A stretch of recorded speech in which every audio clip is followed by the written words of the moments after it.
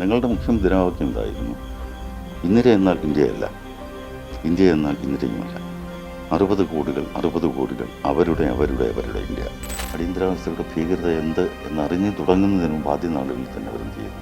പ്രതിഷേധം നടത്തി ജയിലിൽ നിന്നവരാണ്. അതിപ്പോഴത്തെ തലമുറയിലുള്ള ആൾക്കാർക്ക് കേട്ടാൽ ഒരുപക്ഷെ അത് അവിശ്വസനീയമായിട്ടോ അല്ലെങ്കിൽ ഒരു രക്ഷീകത പോലെ തോന്നും. നല്ല ശാരീരിക യോഗ്യതയുള്ള ഒരു ചെറുപ്പക്കാരൻ നമ്മുടെ പിന്നിൽ ഇവിടെ നിന്ന് അടിക്കുന്നു. ഒരടിയാണ്. അടിച്ചാൽ ഈ പടി ആറും നമ്മുടെ അധ്വാനമില്ലാതെ താഴെ ചെന്ന് വീഴും. എല്ലാ പത്രക്കാരുടെയും വൈദ്യുതി ബന്ധം വിച്ഛേദിച്ചു. പിന്നിൽ നിന്ന് ഈ ചെറുപ്പക്കാർ നമ്മളെ മാരകമായിട്ട് മർദ്ദിക്കുകയാണ്. മർദ്ദനം നമുക്ക് കുറേയൊക്കെ സഹിക്കാം. ജൂൺ 26 ആയപ്പോൾ കേരളത്തിലാണ് ഏറ്റവും കൂടുതൽ ഭീകരമായ പോലീസ് വേട്ടയുണ്ടായത്. അന്നത്തെ ലോകകപ്പിൻ്റെ അന്തരീക്ഷമൊക്കെ പറഞ്ഞാൽ നിങ്ങൾക്ക് ആർക്കും വിശ്വസിക്കാൻ കഴിയില്ല. ദുർഗന്ധമാണ്, മൂത്രമൊഴിക്കാൻ പോലും സൗകര്യമുണ്ട്. അതൊരു കുടമൊക്കെ വെച്ചിട്ടുണ്ട്, അതിനകത്താകാം. പാതിരാത്രിയിൽ പകലൊന്നുമില്ല, വീട് കയറി ആക്രമിക്കുന്നു, വീട് കയറി പിടിച്ചുകൊണ്ട് പോകുന്നു. പിന്നെ യൂത്ത് കോൺഗ്രസ്സുകാരും ചൂണ്ടിക്കാണിക്കുന്നത്. അപ്പോൾ അയാൾ കണ്ണാടി ഇങ്ങനെ കയ്യിലെടുത്തിട്ട് അദ്ദേഹമാകെ വീർത്തിട്ടുണ്ട്, ഉടുപ്പൊക്കെ വീർപ്പിൽ മുന്നിട്ടുണ്ട്. കണ്ണാടി എടുത്ത് ഇങ്ങനെ മുണ്ടുകൊണ്ട് തുറച്ചിട്ട് പറഞ്ഞു, സഹകളെ അവർ വളരെ മോശമായിട്ടാണ് നമുക്ക് പെരുമാറുന്നത്, അതുകൊണ്ട് ആരും മനോനില കൈവിട്ടു. അടിയന്തരാവസ്ഥ കാലത്ത് നിരവധി പീഡനങ്ങൾ ഏറ്റുവാങ്ങേണ്ടി വന്ന അല്ലെങ്കിൽ നേരിട്ട ഒരു വ്യക്തിയായിരുന്നു മാധവൻ പിള്ള സർ. അദ്ദേഹം ഇപ്പോഴും ആ ഈടുകളൊക്കെ ഓർത്തു വയ്ക്കുന്നുണ്ട്. കൂടാതെ അദ്ദേഹം സംസ്കൃതം പ്രൊഫസറായി റിട്ടയർഡ് ചെയ്തു. ഇന്ന് വിസ്മയ ന്യൂസിനോടൊപ്പം ചേരുന്നത് അദ്ദേഹമാണ്. നമുക്ക് അദ്ദേഹത്തോട് കാര്യങ്ങൾ ചോദിച്ചു നോക്കാം. അടിയന്തരാവസ്ഥ കാലത്തെ ആ ഭീകരതയെ താങ്കൾ എങ്ങനെയാണ് ഇന്ന് ഓർത്തെടുക്കുന്നത്? 50 വർഷം മുമ്പ് കഴിഞ്ഞൊരു സംഭവമാണ്. പക്ഷേ ഈ ജീവിതത്തിൽ അനുഭവിച്ച പീഡനം ഉൾപ്പെടെയുള്ള അതുപോലെ ഭയപ്പാടോടുകൂടി ജീവിക്കേണ്ടി വന്നൊരു കാലമാണത്. അതിപ്പോഴത്തെ തലമുറയിലുള്ള ആൾക്കാർക്ക് കേട്ടാൽ ഒരുപക്ഷെ അത് അവിശ്വസനീയമായിട്ടോ അല്ലെങ്കിൽ ഒരു രക്ഷീകത പോലെ തോന്നും. വല്ലാത്ത ഭീകരതയായിരുന്നു. അതിൻ്റെ ചരിത്രവും അതിന് കാരണമായിട്ടുള്ള രാഷ്ട്രീയ സംഭവവികാസങ്ങളും ഒക്കെ എല്ലാവർക്കും അറിയാവുന്നതാണ്. തനിക്ക് അധികാരം നഷ്ടപ്പെടും എന്നുള്ള ഒരവസ്ഥയിൽ അവർക്ക് പ്രധാനമന്ത്രിയായിരിക്കാം, പാർലമെൻറ്റിലും പങ്കെടുക്കാം, പക്ഷേ വോട്ടവകാശമോ രാജ്യത്തെ സംബന്ധിക്കുന്ന സുപ്രധാനമായ തീരുമാനങ്ങൾ എടുക്കാൻ പാടില്ല എന്ന നിലയിലാണ് അവർ വി.ആർ. കൃഷ്ണയായിരുന്നു ജസ്റ്റിസ്. അദ്ദേഹം തുടരാൻ അനുവദിച്ചത്. അപ്പോൾ അന്ന് ഇന്ത്യൻ നാഷണൽ കോൺഗ്രസ്സിൽ ഒരു ചെറിയ ഉപജാപക സംഘം ഉണ്ടായിരുന്നു. അന്ന് AICC പ്രസിഡന്റ് R.K. ധവാനല്ല, D.K. ബറുവയാണ്, ദേവകാന്ത് ബറുവ. AICC പ്രസിഡന്റും AICCയും ഒക്കെ ഉണ്ടായിരുന്നെങ്കിൽ തന്നെയും വർക്കിംഗ് കമ്മിറ്റിയൊക്കെ ഉണ്ടായിരുന്നെങ്കിലും ശ്രീമതി ഗാന്ധി ആയിരുന്നു അന്ന് എല്ലാ കാര്യങ്ങളും തീരുമാനിക്കുകയും നടപ്പാക്കുകയും ചെയ്തിരുന്നു.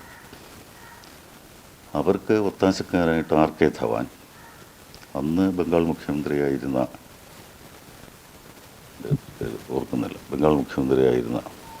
ഒരാളുണ്ട്, അദ്ദേഹത്തിൻ്റെ പേര് ഞാൻ പറയാം, അയാൾ, പിന്നെ അംബിക സോണി, V.C. ശുക്ല, എല്ലാറ്റിലും ഉപരിയായിട്ട് ശ്രീമതി ഗാന്ധിയുടെ രണ്ടാമത്തെ മകൻ സഞ്ജയ് ഗാന്ധി. അപ്പോൾ ഇവർ 1975 ജൂൺ 25 അർദ്ധരാത്രിക്കാണ് ഇത് പ്രഖ്യാപിക്കുന്നത്. അടിയന്തരാവസ്ഥ പ്രഖ്യാപിക്കുന്നതിന് മുമ്പ് തന്നെ ഉത്തരേന്ത്യയിൽ വ്യാപകമായിട്ട് ഭരണവിരുദ്ധ പ്രക്ഷോഭങ്ങളുണ്ടായിരുന്നു. അതിൻ്റെ നേതൃനിരയിലുണ്ടായിരുന്നത് ജയപ്രകാശ് നാരായണനായിരുന്നു. അദ്ദേഹം വലിയ സോഷ്യലിസ്റ്റാണ്. അദ്ദേഹത്തോടൊപ്പം റാം മനോഹർ ലോഹിയുടെ വിചാരവേദിക്കാർ, പിന്നെ അന്ന് ജനസംഘമായിരുന്ന കുറേ ആൾക്കാർ, സിൻഡിക്കേറ്റ് കോൺഗ്രസ്സിലുണ്ടായിരുന്ന മൊറാർജി ദേശായി, ചരൺ സിംഗ് തുടങ്ങിയിട്ടുള്ളവരെ, ഇത് കോൺഗ്രസ്സിൽ നിന്ന് വിട്ടുപോയൊരു ഫ്രാക്ഷനാണ്. ജോർജ് ഫെർണാണ്ടസ്, രാംവിലാസ് പസ്വാൻ. അപ്പോൾ ഇവരെല്ലാം ചേർന്നിട്ട് ഒരു പ്രക്ഷോഭം ഏതാണ്ട് തുടങ്ങിയ അവസ്ഥയാണ്. അപ്പോൾ ഇവർ ശ്രീമതി ഗാന്ധി വല്ലാതെ ഭയപ്പെട്ടു. കോടതി വിധിയും അവർക്ക് എതിരാണ്. ഒരു പാവയെ പോലെ പ്രധാനമന്ത്രിയായിട്ടും MP ആയിട്ടും തുടരാം എന്നേ ഉള്ളൂ. അങ്ങനെ ഞാൻ നേരത്തെ പറഞ്ഞ ആ ഉപജാപക വൃന്ദത്തിൻ്റെ അന്ന് ബംഗാൾ മുഖ്യമന്ത്രി സിദ്ധാർത്ഥ ശങ്കർ റേയാണ്. അവരുമായിട്ട് ആലോചിച്ച് അടിയന്തരാവസ്ഥ പ്രഖ്യാപിക്കുക ചെയ്തത്. അപ്പോൾ അത് 75 ജൂൺ 26 പ്രഭാതത്തിലാണ് ഇന്ത്യ അറിയുന്നത്. ഈ പ്രഖ്യാപിക്കുന്നതിന് മുമ്പ് തന്നെ ഞാൻ നേരത്തെ സൂചിപ്പിച്ച പ്രതിപക്ഷത്തിൻ്റെ സമുന്നതരായ നേതാക്കളെല്ലാം അറസ്റ്റ് ചെയ്ത് അകത്തിട്ടു. എല്ലാ പത്രക്കാരുടെയും വൈദ്യുതി ബന്ധം വിച്ഛേദിച്ചു. അപ്പോൾ ഒരു പോലീസ് ഭരണമാണ്, പോലീസ് രാജാണ്. അപ്പോൾ അവരുടെ ഭരണം, കോൺഗ്രസിൻ്റെ നേതൃത്വത്തിലുള്ള ഭരണം നടക്കുന്ന എല്ലാ സംസ്ഥാനങ്ങളിലും ഇത്തരത്തിലുള്ള ഇത്. കേരളത്തിൽ നിന്ന് CPIയുടെ അച്യുതമേനോനാണ് മുഖ്യമന്ത്രി, കെ കരുണാകരനാണ് ആഭ്യന്തരമന്ത്രി. അച്യുതമേനോനെ സംബന്ധിച്ചിടത്തോളം അദ്ദേഹം ഒരു വളരെ സാത്വികനും മാന്യനും എന്നൊക്കെയുള്ള ഒരു നാട്യമുള്ള ആളായിരുന്നു. ഭരണം നടത്തിയിരുന്നത് അടിയന്തരാവസ്ഥയ്ക്ക് ശേഷം കരുണാകരനാണ്. അന്ന് പിന്നെ communist party of India CPI അവരിതിനെ പിന്തുണയ്ക്കുന്ന കൂട്ടത്തിലായിരുന്നു. സോവിയറ്റ് കമ്മ്യൂണിസ്റ്റ് പാർട്ടിയും ഇവിടെ CPI ഇന്ദിരാഗാന്ധിയെ അംഗീകരിക്കുന്നു, ഒരു സമ്പൂർണ്ണ വിപ്ലവം ഇന്ദിരാഗാന്ധിയുടെ നേതൃത്വത്തിൽ ഉടൻ വരും എന്ന് കരുതിയിട്ട് സോവിയറ്റ് യൂണിയനും ഇതിനെ പിന്തുണച്ചിരുന്നു. അതൊക്കെ പിന്നീട് കാലാന്തരത്തിൽ CPIയും സോവിയറ്റ് യൂണിയനും ഒക്കെ നിലപാട് തിരുത്തുകയുണ്ടായി. അപ്പോൾ ജൂൺ 26 ആയപ്പോൾ ഒരു ഘനീഭൂത മൗനമാണ് ഇന്ത്യയിൽ മൊത്തം. ഇതെന്താണ്, എങ്ങനെയാണ് നടപ്പാകാൻ പോകുന്നത്, എന്താകാം, എന്തരുത് എന്നുള്ള നിലയിൽ എല്ലാവർക്കും ആശങ്കയുണ്ടായിരുന്നു. അപ്പോൾ കേരളത്തിലെ EMS, AKI തുടങ്ങിയിട്ടുള്ള കമ്മ്യൂണിസ്റ്റ് മാർക്സിസ്റ്റ് പാർട്ടിയുടെ നേതാക്കളെയും ഒക്കെ അറസ്റ്റ് ചെയ്യുന്നു. നമ്മുടെ O രാജഗോപാൽ BJPയിലുണ്ടായിരുന്നു, അദ്ദേഹം രാമൻപിള്ള, അതുപോലെ തന്നെ മുകുന്ദൻ തുടങ്ങിയവരെയൊക്കെ കരുതൽ തടങ്കലിൽ വെച്ചിരുന്നു. എന്നാൽ കമ്മ്യൂണിസ്റ്റ് പാർട്ടി മാർക്സിസ്റ്റിനെ വളരെ മോശമായ രീതിയിൽ കൈകാര്യം ചെയ്തു എന്ന പ്രതീതി വരാതിരിക്കാൻ കമ്മ്യൂണിസ്റ്റ് പാർട്ടി മാർക്സിസ്റ്റിൻ്റെ നേതാക്കളെ കൂടെ വിട്ടയക്കും, കൂടെ അറസ്റ്റ് ചെയ്ത് ഇവരെവിടെയാണ് എന്താണ്. അന്ന് AKG പാർലമെൻറ്റിലെ പ്രതിപക്ഷ നേതാവാണ്. അപ്പോൾ ജൂൺ 26 ആയപ്പോൾ കേരളത്തിലാണ് ഏറ്റവും കൂടുതൽ ഭീകരമായ പോലീസ് വേട്ട ഉണ്ടായത്. കരുണാകരൻ്റെ നേതൃത്വത്തിലാണ്. ജയറാം പടിക്കൽ, കുരിക്കോടൻ നാരായണൻ, ലക്ഷ്മണ, നിങ്ങൾ കേട്ടിട്ടുണ്ടാവും. അവരൊരു സംഘം തന്നെ അടിയന്തരാവസ്ഥയ്ക്കെതിരെ എന്തെങ്കിലും പറയാൻ സാധ്യതയുണ്ടെന്ന് തോന്നിയാൽ പാതിരാത്രിയെന്നോ പകലെന്നോ വീട് കയറി ആക്രമിക്കുകയും വീട് കയറി പിടിച്ചുകൊണ്ടുപോവുകയും പിന്നെ യൂത്ത് കോൺഗ്രസ്സുകാരും ചൂണ്ടിക്കാണിക്കുന്നത് അവർക്ക് എന്തെങ്കിലും വ്യക്തിവിദ്വേഷമുള്ളവരെയും എന്ത് ചെയ്യാം, ഇവർ ശ്രീമതി ഗാന്ധിക്കെതിരാണ് എന്ന് പറഞ്ഞിട്ട് കൊണ്ടുപോകാം. അങ്ങനെ ആകെ ഒരു അരക്ഷിതമായ അവസ്ഥയാണ്, പോലീസ് രാജാണ്. അത് ജൂലൈ 1 ആയപ്പോൾ 6ാമത്തെ ദിവസം SFI എന്ന് രൂപീകരിക്കപ്പെട്ടിട്ട് കഷ്ടിച്ച് 5 വർഷമായിട്ടുള്ളൂ. 70 ഡിസംബറിലാണ് SFI ഉണ്ടായത്. അന്ന് SFIയുടെ അഖിലേന്ത്യാ വൈസ് പ്രസിഡന്റ് G. സുധാകരനാണ്. SFIയുടെ കേരള സംസ്ഥാന ഘടകത്തിൻ്റെ സെക്രട്ടറി MA ബേബിയാണ്. തിരുവനന്തപുരം ജില്ലാ കമ്മിറ്റിയുടെ പ്രസിഡന്റ് M. വിജയകുമാർ. അപ്പോൾ ഇവർ രഹസ്യമായിട്ടൊരു ആലോചന നടത്തി. അപ്പോൾ അന്ന് കോളേജ് ക്യാമ്പസുകളിലുമൊക്കെ യൂണിഫോമിലല്ലാതെ പോലീസ് സ്പൈ രഹസ്യ, അപ്പോൾ കുട്ടികളെന്തെങ്കിലും ചെയ്യുമോ, ഇതെങ്ങനെയാണ് ഇവർ പ്രതികരിക്കുക എന്നൊന്നും അറിയാം. പക്ഷേ ഒരു അമർഷം നീർപ്പുകയെന്ന് അവർക്കറിയാമായിരുന്നു. അപ്പോൾ ഞങ്ങൾ രഹസ്യമായിട്ട് ഒത്തുകൂടുകയും വീട്ടിലങ്ങനെ ഗൗരവമായ ഭാരിച്ച ഉത്തരവാദിത്വം ഇല്ലാത്ത ആളുകൾ, എന്നാൽ SFIയുടെ വിവിധ ചുമതലകളിലുള്ള ആളുകൾ, സാധാരണ പ്രവർത്തകർ വേണ്ട, നമുക്കിതിനെതിരെ പ്രതിഷേധിച്ചേ പറ്റൂ എന്ന് പറഞ്ഞിട്ട് 2-3 ആൾക്കാർ വീതം സംസ്കൃത കോളേജിൽ നിന്നും ലാ കോളേജിൽ നിന്നുമൊക്കെ ആയിട്ട് യൂണിവേഴ്സിറ്റി കോളേജിനകത്ത് കേന്ദ്രീകരിച്ചു ജൂലൈ 1. എന്നിട്ട് ഞങ്ങൾ യൂണിവേഴ്സിറ്റി കോളേജിൻ്റെ തെക്കേ ഗേറ്റ് വഴി, സ്പിൻസർ ജംഗ്ഷനിലുള്ള ഗേറ്റ് വഴി മുദ്രാവാക്യം വിളിച്ച് പുറത്തേക്ക് വന്നു. അപ്പോൾ ഇതിനിടയിൽ Congress president, AICC president DK Barua ഒരു പ്രഖ്യാപനം നടത്തി.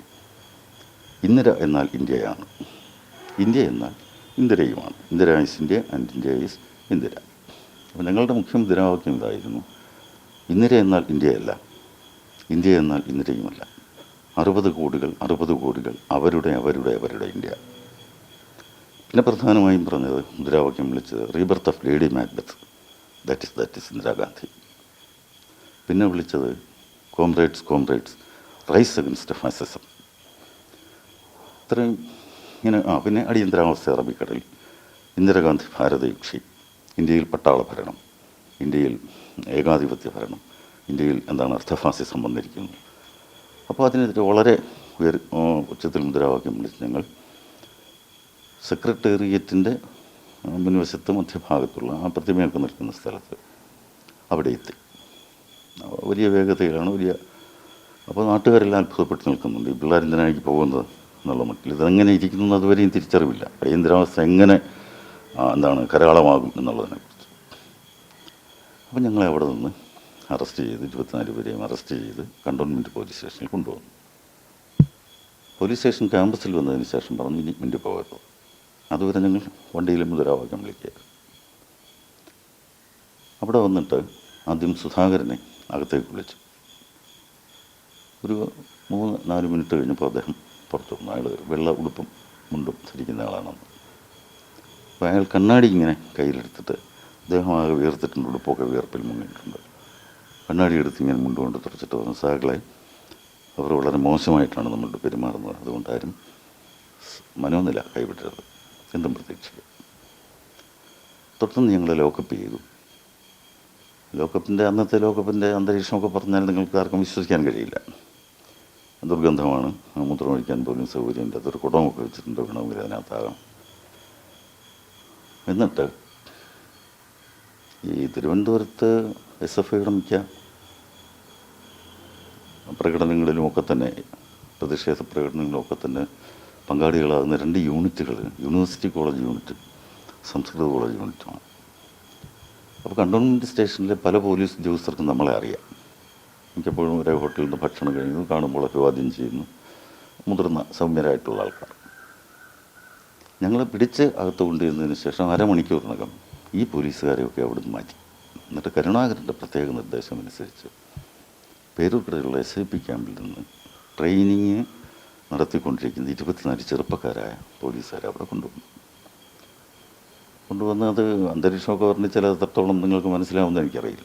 ഒരു 5 അടി വീതിയുള്ള ഒരു ഇടനാഴി, ആ ഇടനാഴിയിൽ 2 ഡെസ്കും 2 ബെഞ്ചും 2 പോലീസുകാർ. ഈ 24 SIPക്കാരെയും മറ്റേ മറുവശത്തുള്ള ഭിത്തിയിൽ നിരത്തി നിർത്തിയിരിക്കുകയാണ്. എന്നിട്ട് ഞങ്ങൾ ഈ 2 ആളെ ലോക്കപ്പിൽ നിന്ന് പുറത്തിറക്കിയിട്ട് ആദ്യം ഇരിക്കുന്ന സ്റ്റേഷൻ റൈറ്റർ വിശദാംശങ്ങൾ ചോദിക്കും. നിങ്ങളാരാണ്, എവിടുത്തുകാരാണ്, വീട്ടുപേര്, അച്ഛന്, അമ്മ, നാട്, പിന്നെ SFIയിൽ വഹിക്കുന്ന പദവി തുടങ്ങിയിട്ടുള്ള കാര്യങ്ങൾ ചോദിക്കും. അപ്പോൾ നമ്മൾ ഇദ്ദേഹത്തിന് അഭിമുഖമായി നിന്നുകൊണ്ട് ഇത് പറഞ്ഞു കൊടുക്കുമ്പോൾ പിന്നിൽ നിന്ന് ഈ ചെറുപ്പക്കാർ നമ്മളെ മാരകമായിട്ട് മർദ്ദിക്കുകയാണ്. മർദ്ദനം നമുക്ക് കുറേയൊക്കെ സഹിക്കാം. അന്ന് എനിക്കൊക്കെ 20 വയസ്സായിട്ടില്ല. എന്നേക്കാൾ ജൂനിയേഴ്സായിട്ടുള്ള 4 ആളുകളുണ്ട്. ഒരു 18-19 വയസ്സുള്ള ബേബി സാഹിബിനാണ് 22 വയസ്സോ മറ്റോ ഉള്ളൂ. സുധാകരൻ സാഹിബിന് 24 കാണും. അപ്പോൾ അതിന് താഴോട്ടാണല്ല. അവരുടെ ഈ ഭേദ്യം ചെയ്യൽ നമുക്ക് സഹിക്കാം, പക്ഷെ മാനസികമായി അവർ വല്ലാതെ പീഡിപ്പിക്കും. അവർ നമുക്ക് വേണമെങ്കിൽ ഉത്തമ സാഹിത്യം എന്ന പരിഹാസത്തിൽ പറയാവുന്ന തരത്തിലുള്ള അശ്ലീല പ്രയോഗങ്ങൾ, അത് അച്ഛൻ അമ്മ എല്ലാവരെയും ചേർത്തിട്ട് കേട്ടാൽ അറയ്ക്കുന്ന തരത്തിലുള്ള വാക്പ്രയോഗങ്ങളും. അപ്പോൾ ഇത് ഒരാൾ നമ്മുടെ വിശദാംശങ്ങൾ എഴുതി കഴിഞ്ഞാൽ വീണ്ടും ഇരിക്കുന്ന ഒരു റൈറ്ററുണ്ട് 2ാമത്തെ ഡെസ്കിൽ, അയാളുടെ അടുത്തേക്ക് വിടും. അപ്പോൾ 2ാമത്തെ ആളെയും പുറത്തിറക്കി നിർത്തി അയാളെ 1ാമത്തെ ആളുടെ അടുത്തേക്ക് കൊണ്ടുപോകും. 2ാമത്തെ ആൾ വീണ്ടും ആദ്യത്തെ സ്റ്റേഷൻ റൈറ്റർ ചോദിച്ച അതേ വിശദാംശങ്ങൾ തിരിച്ചും മറിച്ചും ക്രമം അല്ലാത്ത തരത്തിൽ ചോദിക്കും. അപ്പോഴും ഈ പിന്നിൽ നിൽക്കുന്ന പോലീസുകാർ നമ്മളെ കാര്യമായി സൽക്കരിക്കുന്നുണ്ടാവും.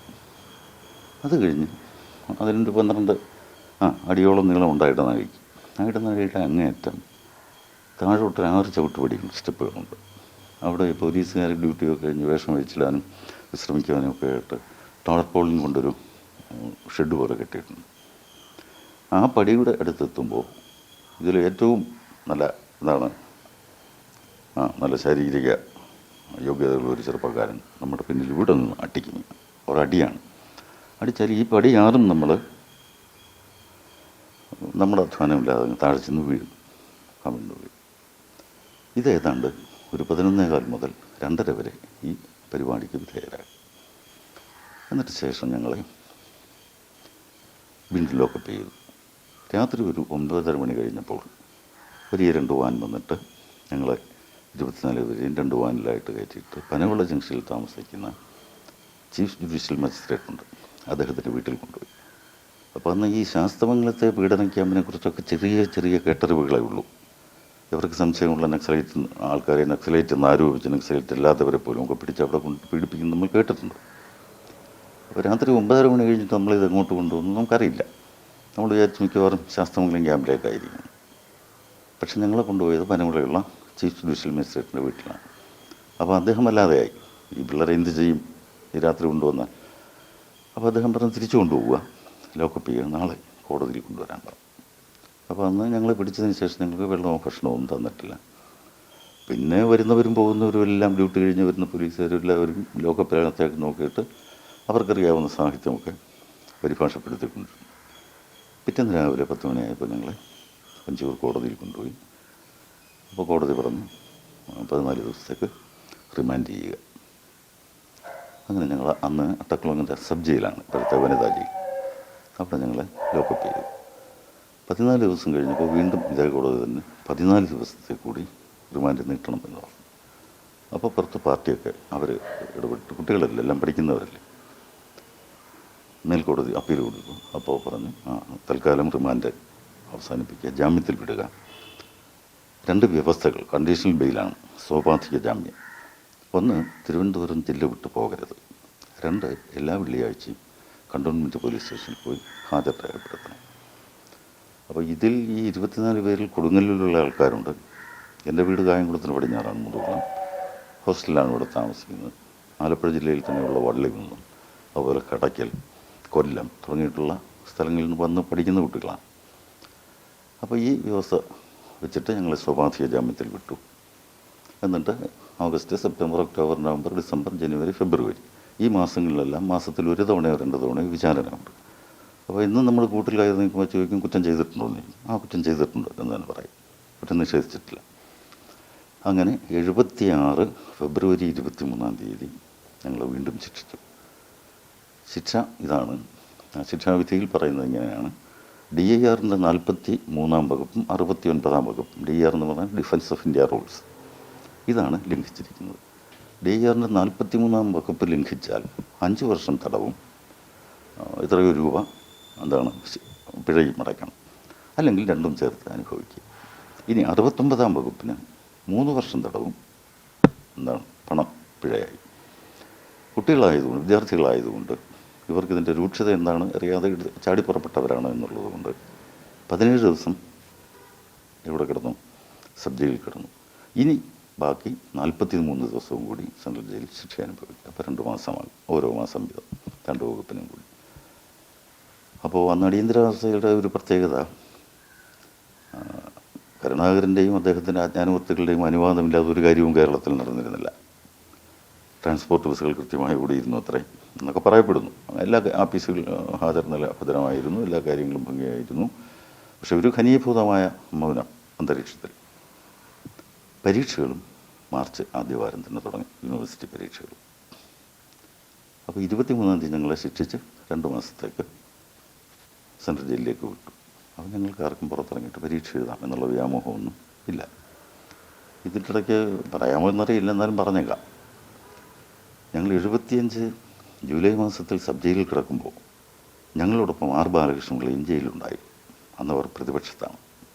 KM ജോർജിൻ്റെ നേതൃത്വത്തിലുള്ള കേരള കോൺഗ്രസിൻ്റെ ഒരു ശാഖ, അതിൻ്റെ നേതാവായിട്ട്.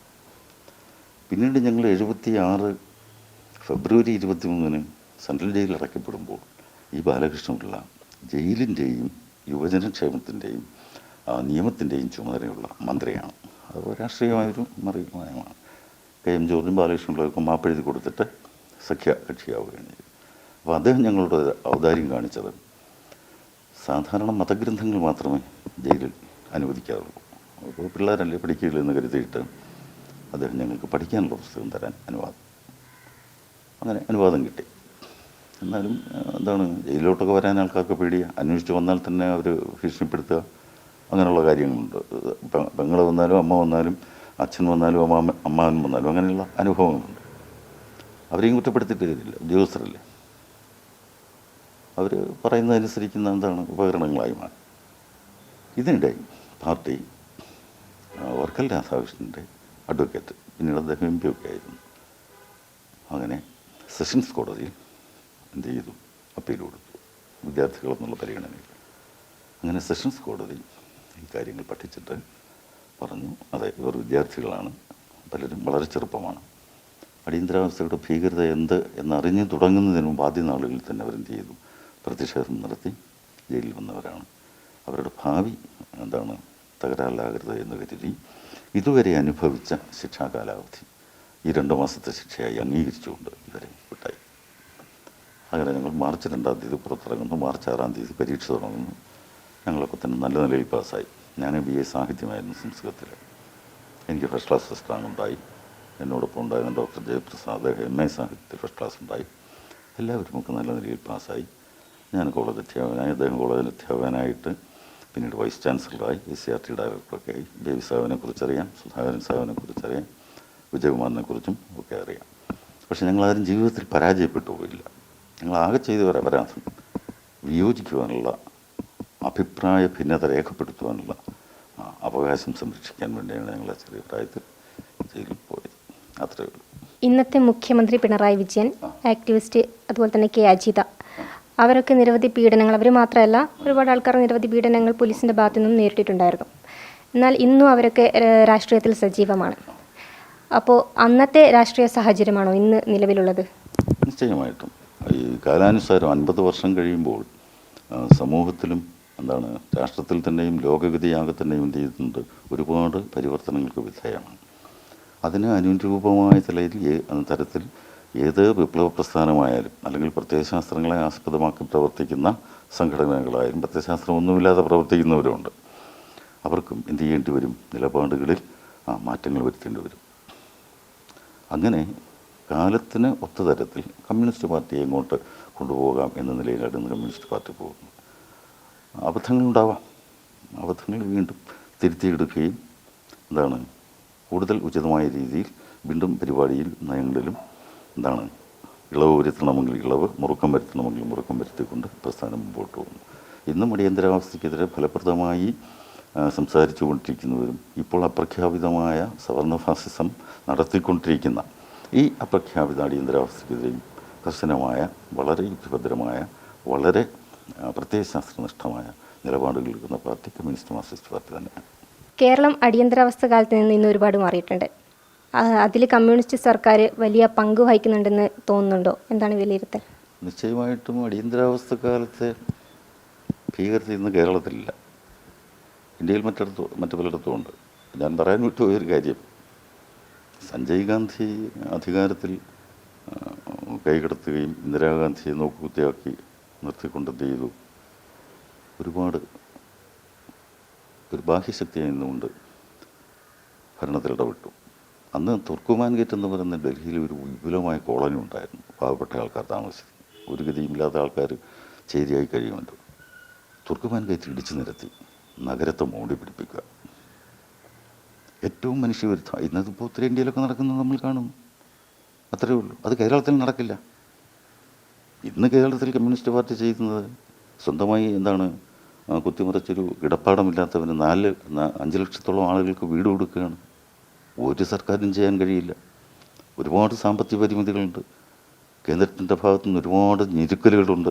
അർഹമായതൊന്നും തരുന്നില്ല. എന്നിട്ടും സ്വന്തമായി മണ്ണില്ലാത്ത 4 ലക്ഷത്തിലധികം പേർക്ക് പട്ടയഭൂമി കൊടുത്തു.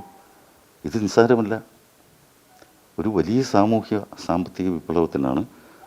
അപ്പോൾ എന്താണ്, അടിയന്തരാവസ്ഥയായാലും ഇനിയിപ്പോൾ എന്താണ് ദേശീയ ബൂർഷ്വാസിയാണ് അന്ന് അർദ്ധഫാസിസം നടപ്പാക്കിയ അടിയന്തരാവസ്ഥ വന്നത്.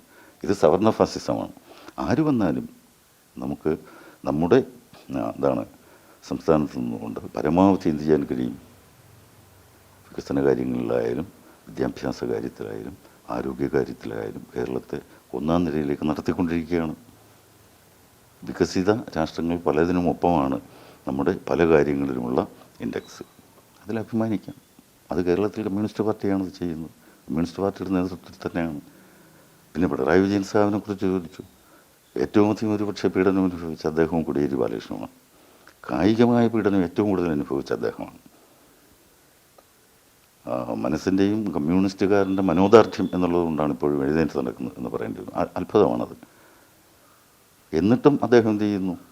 എനിക്ക് വിശ്രമിക്കണം, അല്ലെങ്കിൽ എനിക്ക് വീട്ടിലേക്ക് മടങ്ങിപ്പോയിട്ട് എൻ്റെ കാര്യങ്ങൾ നോക്കണം എന്ന് പറയുകയല്ല. ഇന്നും ജനങ്ങളോടൊപ്പം ജനങ്ങൾക്ക് വേണ്ടി നിൽക്കുകയാണ്. അതാണ് കമ്മ്യൂണിസ്റ്റുകാരനും ദേശീയ ബൂർഷ്വാസിയും സവർണ ഫാസിസവും തമ്മിലുള്ള വ്യത്യാസം. അടിയന്തരാവസ്ഥ കാലത്തെ പോരാട്ടത്തെ BJPയും RSS ശക്തികളും ഇന്നും ഹൈജാക്ക് ചെയ്യുന്നുണ്ട് എന്ന് തോന്നിയിട്ടുണ്ടോ? അന്ന് BJP ഇല്ല. RSS അണ്ടർഗ്രൗണ്ടിലാണ്. അവർ വെള്ളത്തിന് മേളിൽ വരത്തില്ല, മുങ്ങിക്കിടക്കുകയാണ്. ജനസംഘം എന്ന് പറഞ്ഞിട്ടാണ് അവർ പ്രവർത്തിച്ചത്. അന്ന് ശ്രീമതി ഗാന്ധിയെ എതിർക്കുന്നതിന് വേണ്ടി അദ്ദേഹം ജയപ്രകാശ് നാരായണനും ഫെർണാണ്ടസും രാംവിലാസ് പാസ്വാനും ഞാൻ നേരത്തെ പറഞ്ഞ പട്ടികയിലുള്ള കുറേ ആളുകൾ ചേർത്ത് ഒരു മുന്നണി രൂപീകരിച്ചപ്പോൾ ജനസംഘം അതിൽ മുന്നണിയായി. അവരെ കൂടി ചേർത്തുകൊണ്ട് എന്ത് ചെയ്തു? ജനതാ പാർട്ടി എന്ന പാർട്ടി ഉണ്ടാവുകയാണ് ചെയ്തത്. RSS അന്ന് BJPയിലെന്ന് ഞാൻ പറഞ്ഞു. പിന്നീട് കാലാന്തരത്തിൽ ജനതാ പാർട്ടിയിൽ ഭിന്നിപ്പുണ്ടാവുകയും ജയപ്രകാശിനെ പോലുള്ള ആൾക്കാർ മരിച്ചു പോവുകയും നല്ലൊരു നേതൃത്വം ഇല്ലാതിരിക്കുകയും അവർക്കൊക്കെ അധികാരം എന്ന സ്വാർത്ഥതയായിരുന്നു കൂടുതലും. അങ്ങനെ ഭിന്നിച്ച് വിശേഷിച്ചും തുടർന്നു വന്നിട്ടുള്ള കോൺഗ്രസ് സർക്കാരിൻ്റെ വമ്പിച്ച അഴിമതികളുണ്ട്. നിങ്ങൾക്കൊന്ന് അറിയാമോ എന്ന് എനിക്കറിയില്ല. 2G സ്പെക്ട്രം, കൽക്കരി ഖനി ഇടപാട് തുടങ്ങിയതിലൊക്കെ ലക്ഷക്കണക്കിന് കോടിയാണ്. 2G സ്പെക്ട്രത്തിന് 3 ലക്ഷം കോടിയുടെ അഴിമതിയാണ് നടത്തിയത്. മറ്റേതിനും 3.5 ലക്ഷം കോടിയുടെ കൽക്കരി ഖനി ഇടപാടിൽ. അപ്പോൾ അങ്ങനെ തൊട്ടതിനും പിടിച്ചതിനും പിന്നെ ഒരു ഏഷ്യാഡ് സംഘടിപ്പിച്ചിരുന്നു. അന്ന് ശരത് പവാർ കോൺഗ്രസ്സിലുള്ള കാലമാണ്. അതിനൊക്കെ ഭീമമായ, കേട്ടാൽ വിശ്വസിക്കാനാവാത്ത തരത്തിലുള്ള അഴിമതി നടത്തിയിരുന്നു. ഈ അഴിമതിയെ ഫലപ്രദമായി ജനതാ പാർട്ടി വിഘടിച്ചു പോയെങ്കിലും പിന്നീട് രൂപീകരിക്കപ്പെട്ട BJP സമർത്ഥമായിട്ട് ഉപയോഗിച്ചു. ഒരർത്ഥത്തിൽ കോൺഗ്രസ്സുകാർ ഉണ്ടാക്കി കൊടുത്ത വഴിയിലൂടെയാണ് BJP അധികാരത്തിൽ വന്നത്. അധികാരം പൂർണ്ണമായും കയ്യിൽ വന്നപ്പോൾ അവരവരുടെ വിശ്വരൂപവും അവരുടെ തനി ഫാസിസ്റ്റ് കാര്യങ്ങളൊക്കെ അങ്ങനെ ഇരുട്ടിൽ പാമ്പ് പതിയെ ഇഴഞ്ഞു വരുന്നത് പോലെയാണ് അവർ ഫാസിസം നടപ്പാക്കിക്കൊണ്ടിരിക്കുന്നത്. പുറമേക്കൊന്നും കാണുന്നില്ല, എല്ലാം ഭദ്രമാണെന്ന് തോന്നും. പക്ഷേ അങ്ങനെയല്ല. ഇന്ത്യ അടുത്ത ഏറ്റവും ഭീതിതമായ, ഏറ്റവും കടുത്ത ചില മനുഷ്യവിരുദ്ധ, രാഷ്ട്രവിരുദ്ധ, ജനവിരുദ്ധ നടപടികൾ കാണേണ്ടതായിട്ട് വരും. കഴിഞ്ഞ ദിവസങ്ങളിലൊക്കെ ഗവർണർ കമ്മ്യൂണിസ്റ്റ് നേതാക്കളൊക്കെ പുകഴ്ത്തി സംസാരിച്ചിട്ടുണ്ടായിരുന്നു. ഗോവൻ സാഹചര്യമൊക്കെ വിലയിരുത്തിയിട്ട്. അപ്പോൾ എന്താണ് അതിൽ പറയാനുള്ളത്? അദ്ദേഹത്തെ അങ്ങനെ പുകഴ്ത്തിയിട്ടൊന്നുമില്ല. അങ്ങനെയൊന്നും പറയരുത്. ആരെയും പുകഴ്ത്തില്ല. കമ്മ്യൂണിസ്റ്റുകാരായാലും ഇടതുപക്ഷമായാലും ഒരാൾ വന്നു കഴിഞ്ഞാൽ കേന്ദ്രം നിയോഗിച്ചിട്ടുള്ള ആളാണ്. അദ്ദേഹത്തിന് കൊടുക്കേണ്ട അർഹമായ സ്വീകാര്യതയും മാന്യതയും ബഹുമാനവും കാണിക്കും. അപ്പോൾ അത് അങ്ങനെ കാണിച്ചു, മിതത്വം പാലിച്ചു, അല്ലെങ്കിൽ അന്തസ്സായി മാന്യമായി പെരുമാറി എന്നുള്ളതുകൊണ്ട് അവിടെ പിന്നീട് കൃത്രിമമായ രീതിയിൽ വളഞ്ഞ വഴിയിൽ ദേശവിരുദ്ധവും, നേരത്തെ പറഞ്ഞ വാക്കുകൾ തന്നെയാണ്, ജനവിരുദ്ധവും മനുഷ്യവിരുദ്ധവുമായ അജണ്ട കുത്തിക്കയറ്റാൻ ശ്രമിച്ചാൽ അയാളെ അംഗീകരിക്കുന്ന പ്രശ്നമേ ഇല്ല. നമ്മൾ കാണിക്കുന്ന സ്വജനമര്യാദയും നമ്മൾ അദ്ദേഹത്തിന് കൊടുക്കുന്ന ബഹുമാനവും നമ്മളുടെ ഭീരുത്വം കൊണ്ടൊന്നുമല്ലാതെ, മറിച്ച് കമ്മ്യൂണിസ്റ്റുകാരൻ്റെ അല്ലെങ്കിൽ ഇടതുപക്ഷക്കാരൻ്റെ മാന്യതയാണ്. ആ മാന്യതയെ അദ്ദേഹം തെറ്റിദ്ധരിച്ചിരിക്കുന്നു. എന്നിട്ട് അദ്ദേഹം എന്താ ചെയ്യുന്നത്? സ്വന്തം വീട്ടിലെ പൂജാമുറിയിൽ വെച്ച് പൂജിക്കേണ്ട സാധനം ചന്ദനത്തിരിയൊക്കെ കത്തിച്ച് വയ്ക്കും. അത് ഒരു രാജഭവനിൽ കൊണ്ടുവരികയും ഇടതുപക്ഷത്തിൻ്റെ മന്ത്രിമാരെ വിളിച്ചിട്ട് നിങ്ങളിവിടെ തൊഴുകയും പൂഴുകയും ഒക്കെ ചെയ്യണമെന്ന് പറഞ്ഞാൽ പച്ച മലയാളത്തിൽ പറഞ്ഞാൽ അത് മര്യാദകേടാണ്. മര്യാദകേടൊന്നും കേരളം ഒരിക്കലും അംഗീകരിച്ചിട്ടില്ല. ഇന്ദിരാഗാന്ധി വാളെടുത്ത് നിന്നപ്പോൾ പോലും കേരളം അംഗീകരിച്ചിട്ടില്ല. പിന്നെയാണ് ഇയാൾ RSSൻ്റെ ദണ്ഡ കറക്കി എന്ന് പറഞ്ഞിട്ട് അതൊന്നും പാരമ്പര്യമില്ല. അതിനേക്കാൾ വലിയ പാരമ്പര്യം ഇവിടെ ഉണ്ട്. കൊണ്ടും കൊടുത്തുമാണ് വളർന്നത്. ഒരുപാട് പേർ രക്തസാക്ഷിത്വം വഹിച്ചിട്ടുണ്ട്. ഒരുപാട് പേർ ചോര ചുമച്ച് തുപ്പി മരിച്ചിട്ടുണ്ട്. അങ്ങനെ പടുത്തുയർത്തിയ ഒരു പ്രസ്ഥാനമാണിത്. ഇയാൾ അവിടെ ഇങ്ങനൊരു ചിത്രം വെച്ചിട്ട് പറഞ്ഞാൽ ഉലഞ്ഞു പോകുന്നതൊന്നുമല്ല കേരളത്തിൻ്റെ പുരോഗമന പാരമ്പര്യം. അങ്ങനെ ആരെങ്കിലും ധരിച്ചിട്ടുണ്ട്, അത് തെറ്റാണ്. അടിയന്തരാവസ്ഥ കാലത്ത് നടന്ന അനുഭവങ്ങളൊക്കെ, ജീവിതാനുഭവങ്ങളൊക്കെ ഇന്നും അദ്ദേഹം ഓർത്തെടുക്കുന്നുണ്ട്. ഒരുപാട് പീഡനങ്ങളും അദ്ദേഹം നേരിട്ടിട്ടുണ്ട്. അദ്ദേഹം മാത്രമല്ല, ഒരുപാട് മഹാവ്യക്തിത്വങ്ങൾ ഒരുപാട് പീഡനങ്ങൾ നേരിട്ടിട്ടുണ്ടായിരുന്നു. ആ അനുഭവങ്ങളാണ് അദ്ദേഹം ഇന്ന് വിസ്മയ ന്യൂസിനോട് പങ്കുവച്ചത്. വിസ്മയ ന്യൂസ്, തിരുവനന്തപുരം.